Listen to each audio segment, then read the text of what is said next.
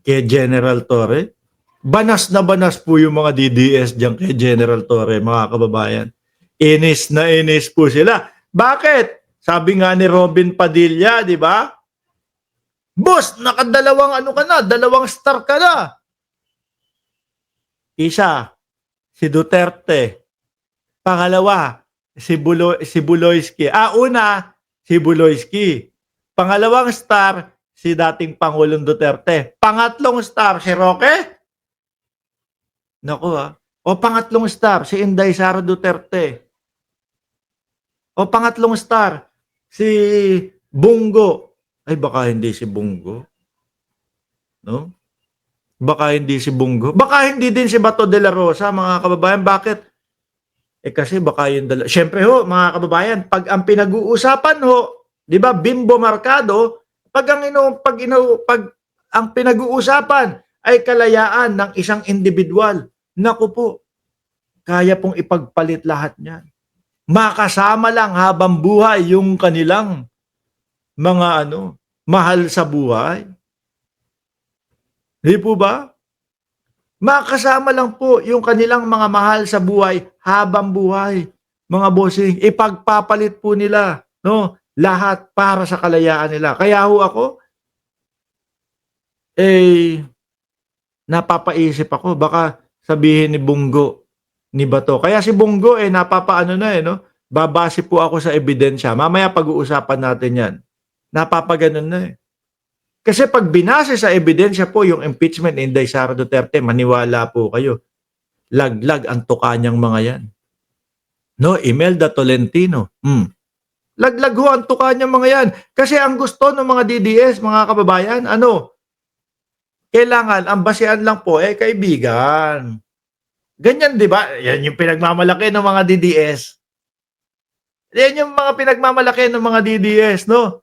Number game! Ang impeachment, mas madami ang kaibigan ni Inday Sara Duterte at mas madami ang kaibigan ng dating Pangulo doon sa Senado.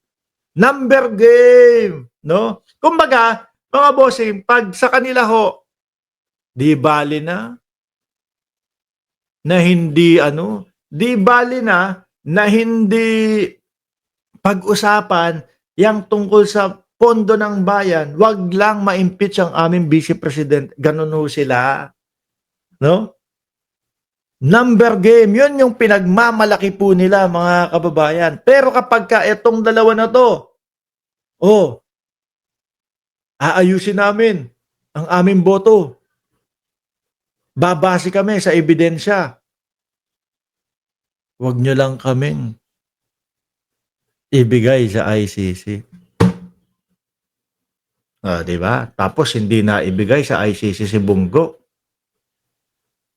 26 million ang boto. Mamaya na nga yun. Dito tayo kay Torre.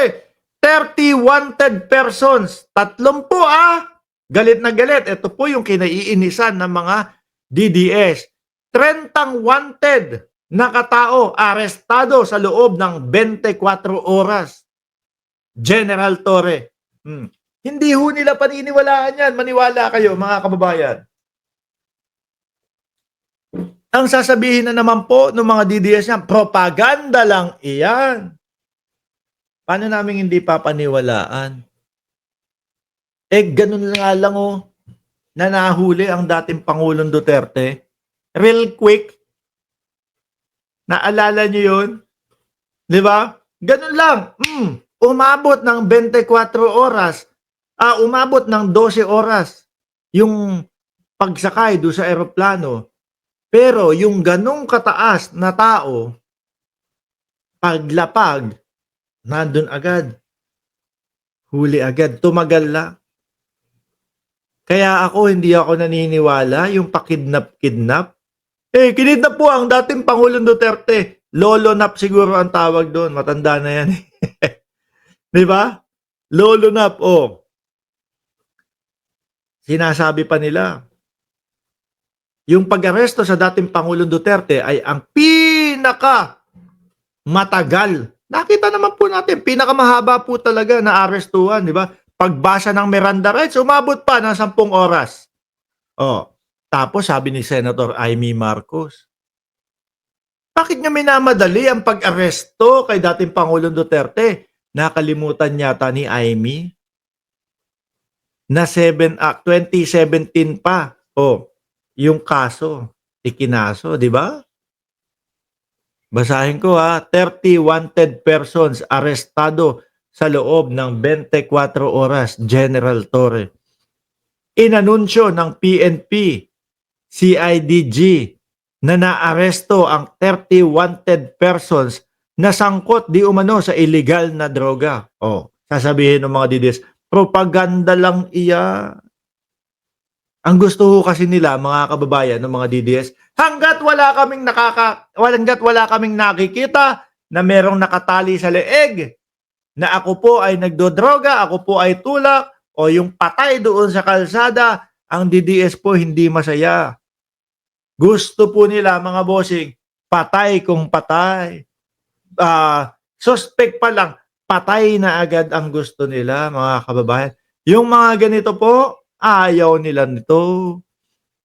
Oh, 30 wanted persons na sangkot di umano sa illegal drugs, RAPE, MURDER, at iba pang krimen. Sa operasyon na ikinasa noong May 12 hanggang 13 sa iba't ibang bahagi ng bansa. Sasabihin noon, mga didi, wala yan, propaganda lang nila yan. Para sabihin na sa panahon ni Bongbong Marcos ay nauubos ang droga, nauubos, mas safe. Ako mga kababayan, mas naniniwala po ako na eto pong panahon na ito, mga bossing, na eto pong panahon na ito, mga kababayan, ang mas balanse po para sa lahat sa atin. Di ba? Mas balanse, mga bossing, para sa atin. Tingnan nyo ho, yung Buloyski, bilyonaryo, milyonaryo, merong kingdom. Napakalaki ho. Ang laki. Kasya lahat po ng mga uto-utong DDS sa loob. Pero nasaan? Ayun. Nakasiksik doon sa selda. Akala ho nila, mga kababayan, na porket napakalakas nila, superpower sila, hindi mangyayari sa kanila yon. Oh. Ngayon, may reklamo kay Buloyski. Sino nanguna? Si Torre, di ba? Si Torre. Oh. May reklamo kay Buloyski. Doon sa Davao, inilagay una yung kanya kaso. Home court, mga kababayan. Tapos sino pa ang presidente? Dating Pangulo pa. Si Duterte, home court. Oh. Basura. Pero nang chinek, binasa ulit, pinag-aralan, kailangan buksan to. Tingnan natin ito. Inilagay sa Pasig. 'Di ba? Yung isa sa Quezon City. Ayun. Oblo ang Diyos. Hindi. Mga DDS, 'di ba? Pope nyo ba si Pope nyo? Mga DDS, yuhu! Isang mga kasulid naman dyan, sulid. Oh. Mga ka-DDS, Diyos nyo ba si Kibuloy? O Pope ninyo si Kibuloy? Oh. Ayun, oblo. Mga kababayan. Hindi po ba? Hindi porket na tinulungan namin niya si Marcos Naglagay kami ng napakalaking entablado dyan habang nangangampanya. Nag-camera kami dyan Pinasayaw namin ng bugas yung mga nila Ano tawag doon? Yung mga KOJC? Lintik na yan. Pakalat nyo sa Pilipinas, 8 milyon ang KOJC. Boto ni Kibuloy, 5 milyon, kasama pa yung mga DDS na sumasamba sa kanya. Di po ba? Ngayon po, mas patas ang batas. Mas patas po ang gobyerno. Maliit na tao ka, nagreklamo ka, pakikinggan ka. Pag napatunayan na merong basihan yung reklamo mo doon sa isang milyonaryo, may makikinig sa'yo. Dating Pangulong Duterte. 'Di ba nung panahon niya siyempre, "Wala, panahon ko 'to, eh." Ano sabi niya, "Iniimbestigahan ako ng ICC." O sige, alis tayo sa ICC, wala nang imbestiga, tapos. Natakot, 'di ba? Natakot.